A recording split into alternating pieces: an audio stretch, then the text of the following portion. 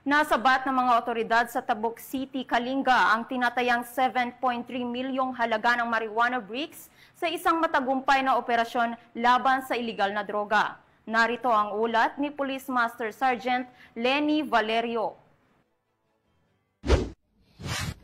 Humigit kumulang 61 kilo ng nagkakahalaga ng 7,380,000 pesos ng pinatuyong dahon ng marijuana ang narecover habang dalawang drug suspect ang nakiiwas sa pagkakaresto sa isang drug bypass operation sa barangay Abanawag, Tabuk City, Kalinga. Nito lamang ikatatlo ng Oktubre taong kasalukuyan.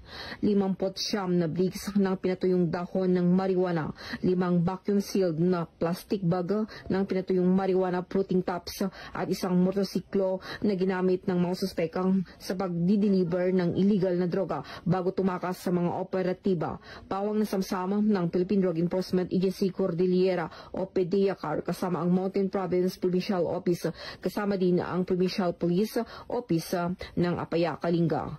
Ipinahayag ni Regional Director Derek Arnold Sicarion na ang isa sa mga suspek ay kinilala bilang isang taga-barangay Abanawag habang hindi pa batida ang pagkakilanlan ng isa pang suspek. Gayunpaman, patuloy ang investigasyon at follow-up operation para mahanap ang mga suspek.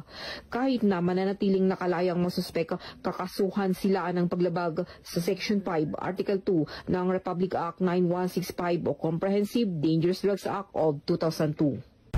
Mula dito sa Riyon ng Cordillera, ako ang inyong PNN correspondent, Police Master Sergeant Lenny Valerio. Alagad ang batas, tagataguyod ng Balitang Pulis.